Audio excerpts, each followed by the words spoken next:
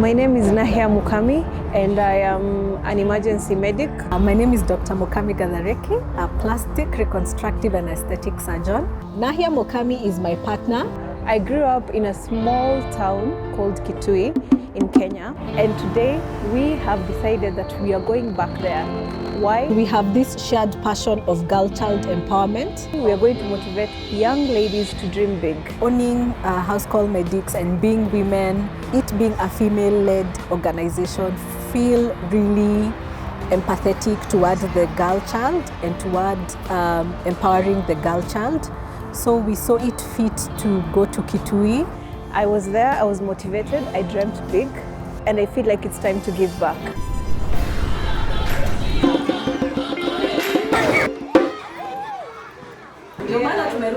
Yeah, that's because of her. Oh, no, from here? Yeah.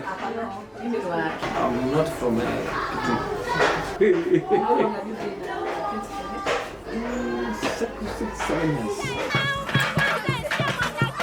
Growing up in Kitui as a young girl, facing problems like not being able to come to school because of lack of sanitary towels and not being empowered. As HousecallMedics, we are here to do that. So what we are doing today is we are going to provide sanitary towels to keep a girl in school. Our project today is called Dream Big.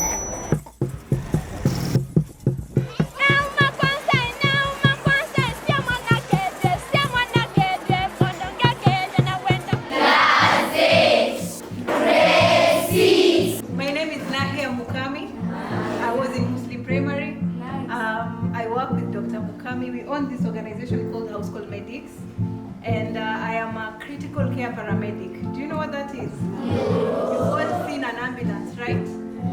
We work in the ambulance. We help in emergency situations.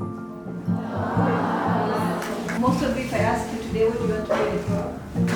I want to be a doctor. My name is Lena Mudeu. When I grow up, I want to be a surgeon. My name is Leila Jumana. When I grow up, I want to be a fashion designer. My name is Masima. I want to be a doctor. My name is Grace Dano, and when I grow up, I want to be a doctor. What I'm here to tell you today is that you can have your dreams and achieve those dreams. But you can't achieve those dreams if we don't try and keep you guys in school. Education is the only thing that no one can ever be able to take away from you, right?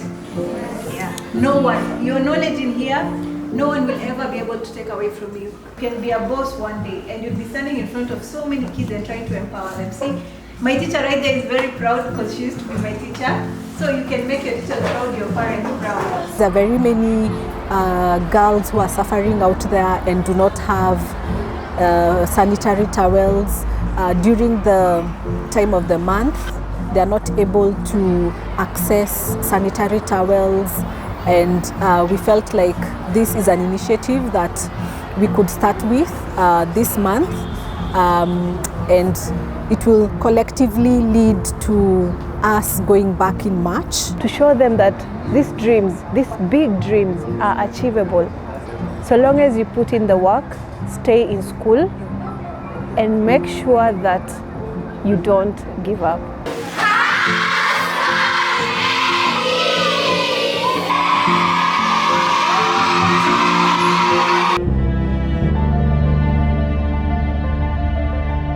There is so much stigmatization around people with albinism. Creating awareness, trying to educate people more about albinism, knowing that they are termed as legally blind and they are not.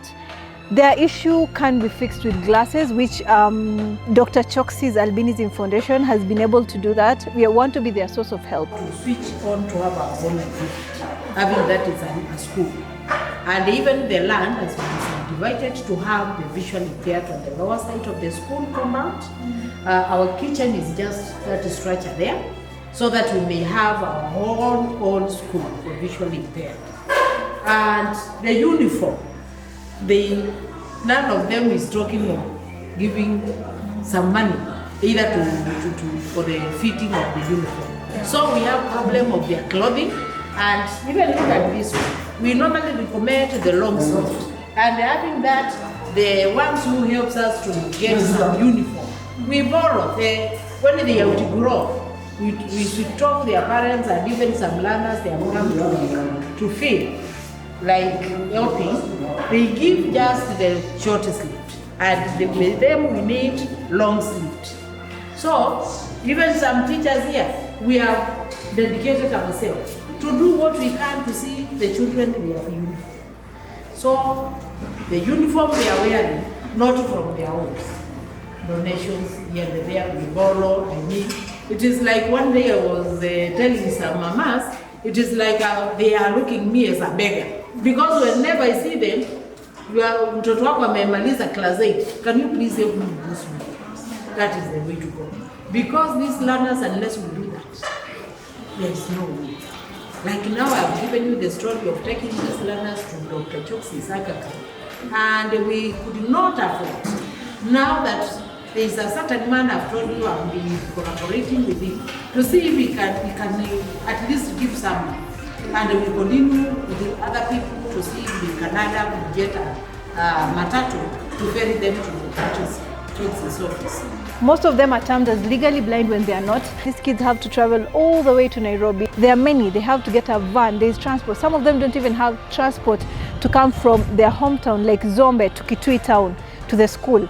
Just by removing 1,500 to 3,000, you have tackled a problem of 48 girls. I am here today with my organization and our partners to make sure a girl stays in school, to make sure that people with albinism are not stigmatized. They get the help. They need sunscreen, they need caps, they need uniform. They have to borrow uniform from other kids. They're in boarding schools, they have no tissues. Things that you would see as very minute, like basins to shower, glasses to be able to read. They are reading on Braille and they are not blind.